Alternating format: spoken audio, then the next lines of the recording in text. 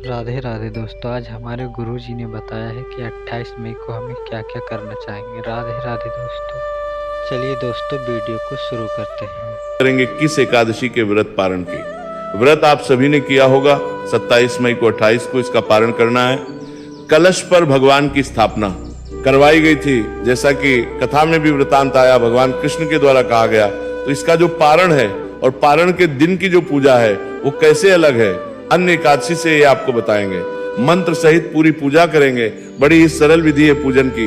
बताएंगे आपको कि किन नियमों का पालन करते हुए आपको पालन करना चाहिए। क्या क्या वो कार्य है जिनका आपको ध्यान रखना है, कैसे पालन करना है, क्या मंत्र है, क्या विधि है, क्या भोग अर्पित करना है। इस प्रकार से संपूर्ण जानकारी पारण से संबंधित, एकादशी व्रत पारण से संबंधित आपको इस वीडियो में प्रदान की जाएगी। मुहूर्त बताएंगे और शुभ समय भी बताएंगे 28 तारीख को पारण के लिए।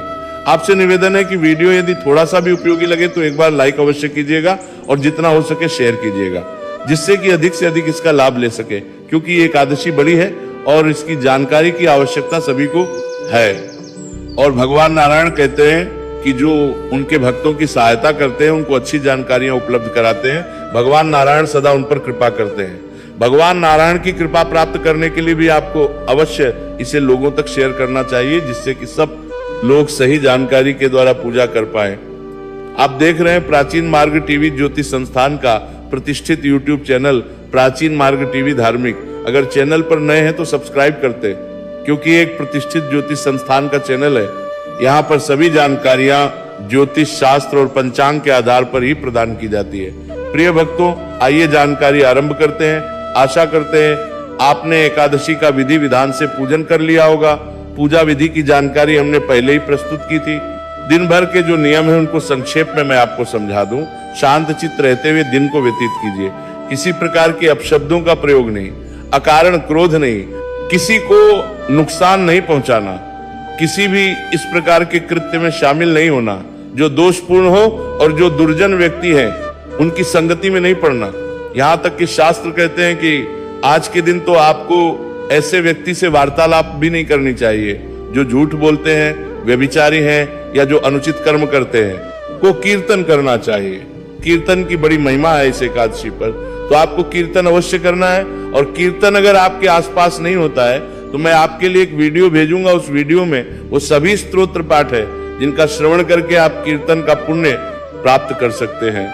क्योंकि भगवान नारायण कहते हैं कि जो नाच गा के कीर्तन नहीं कर सकते वो इस प्रकार से इन स्तोत्र पाठ को पढ़ के या सुन के कीर्तन का पुण्य प्राप्त कर सकते हैं। रात्रिकाल को जागरण की बड़ी महिमा है, तो जागरण आपको करना चाहिए। अब प्रश्न उठता है, पंडित जी कब तक करें? देखिए, जागरण जो है पूरी रात्रि का कहा गया है कि पूरी रात्रि जागरण करना चाहिए। अब पूरी रात्रि अगर आपके लिए संभव नहीं है, कुछ परेशानियां हैं, तो मैं यही कहूंगा कि रात्रि 2 बजे तक तो जागरण कीजिए ही। और यदि आप पूरी रात्रि जागरण कर पाए तो परम कल्याणकारी है, क्योंकि शास्त्रों में यही वर्णन आता है कि रात्रि भर जागरण करना चाहिए। और जागरण का अभिप्राय ये नहीं है कि आप टीवी देख रहे हैं या ऐसे इधर उधर की बातें कर रहे हैं और जागते हैं, नहीं।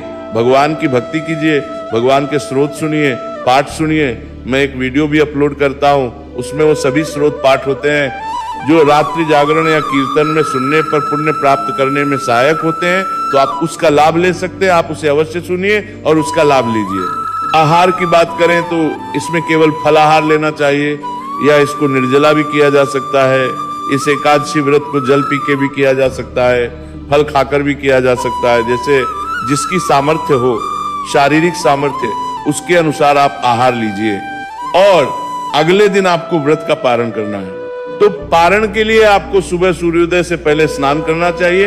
प्रयास करें जितना जल्दी हो सके, क्योंकि ये वैसे भी पुरुषोत्तम मास है। इसमें प्रातः काल का स्नान परम कल्याणकारी है। सुबह सूर्योदय से पहले स्नान आदि कर लीजिए, स्वच्छ वस्त्र धारण कीजिए। उसके बाद सूर्योदय के बाद भगवान सूर्य को जल दीजिए। माता तुलसी को आज जल दे सकते हैं। जलादि देने के बाद आपका जो पूजा स्थल है, जहां आपने कल एकादशी की पूजा की थी, उसकी साफ सफाई कीजिए। कल के पत्र पुष्प हैं उनको हटा दीजिए। ऐसे भी बहुत से दर्शक होंगे जिन्होंने हमारी बताई गई विधि से पूजा नहीं की होगी, क्योंकि बहुत से लोगों तक जानकारी नहीं पहुंचती है, सबका अपना अपना विधान है। तो जिन लोगों ने हमारी बताई गई विधि से पूजन नहीं किया था उनके लिए, और जो हमारी बताई गई विधि से पूजन कर चुके हैं, कल उसी के अनुसार मैं जानकारी यहां प्रस्तुत करूंगा। मैं आरंभ से ही करूंगा। जिन्होंने कल चौकी स्थापित नहीं की थी ना, तो वो आज चौकी स्थापित करेंगे। जिन्होंने कल चौकी स्थापित कर ली है, तो चौकी स्थापना के बाद जब हम पूजन आरंभ करेंगे वहां से आप आरंभ कीजिएगा। तो सारी को पूजा का जो स्थल है जहां बैठ के आपने पूजन करना है वहां पर एकत्रित कीजिए और एक लोटा लीजिए तांबे का। उसमें पहले थोड़ा सा गंगा जल भरिए, फिर शुद्ध जल भरिए। जिन्होंने कल एकादशी का पूजन किया है, कल का जो जल उस लोटे में रखा होगा, उस जल को आप पीपल पे डाल दीजिए और उसमें पुनः मांस के गंगा जल युग को नया ताजा जल भर लीजिए। लोटे में जल भर के आसन लगा के पूजा स्थल पर बैठ जाइए, पूर्व दिशा की ओर मुख करके या उत्तर दिशा की ओर मुख करके। जो भी भक्त आज स्थापित करना चाहते हैं तो आप पुष्प के माध्यम से लोटे में ये जो जल है ना, इस जल के छींटे दीजिए उस स्थान पर जहां बैठ के आपको पूजन करना है। और जो पूजा की सामग्री आपने एकत्र की है, सामग्री में क्या चाहिएगा? भगवान नारायण की कोई प्रतिमा, चित्र, स्वरूप होना चाहिए। उनको स्थापित कलश के ऊपर किया गया। जाना था इस एकादशी पर, आपने कथा में भी वृतांत सुना होगा। कलश लीजिए, चौकी हो तो चौकी लीजिए, उस पर बिछाने के लिए पीला वस्त्र लीजिए। रोली, मौली, पान, सुपारी, लौंग, इलायची, धूप, दीप, चित्र, जनेऊ, पंचामृत के स्थान पर आज हम केवल दुग्ध स्नान कराएंगे। कारण क्या है कि इस एकादशी के पारण विशेष रूप से द्वादशी के दिन जो व्यक्ति दूध से भगवान को स्नान करता है, भगवान शालिग्राम को, वो भगवान का साहित्य प्राप्त करता है। इसकी बड़ी महिमा है। इसीलिए थोड़ा सा कच्चा दूध निकाल के रख लीजिए। ये सारी सामग्री एकत्र कर लीजिए। हम मंत्र पढ़ते हैं, सभी सामग्री पर और स्थान पर जल के छींटे दीजिए। ओम पवित्रः पवित्रो व सर्वावस्थांगतोऽपि वा यह स्मरेत पुंडरीकाक्षं स बाह्याभ्यंतर शुचे। इस प्रकार जल छींटे देके आपने स्थान को शुद्ध किया, सामग्री को पवित्र किया। चौकी पर पीला वस्त्र बिछाइए, उसके ऊपर कलश को विराजमान कीजिए। कलश में गंगा जल युक्त जल भरिए, पंच पल्लव लगाइए, पूर्ण पात्र रखिए, उसके ऊपर भगवान की स्थापना कीजिए और चौकी पर ही दीपक रखिए। घी का दिया जला रहे हैं तो सीधे हाथ की ओर रहेगा, और तेल का दिया होगा तो उलटे हाथ की ओर, और उसके विपरीत दिशा में धूप रखिए। इस प्रकार भगवान की स्थापना आपने कर ली है। स्थापना करने के अब हम पूजन आरंभ करेंगे।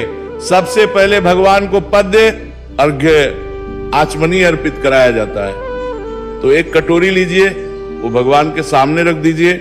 जितनी भी पूजा सामग्री होगी, जलादि होगा, वो सब इसी में अर्पित कीजिएगा। छोड़िएगा, इससे चौकी पर इधर उधर फैलेगा नहीं, पैरों में भी नहीं आएगा।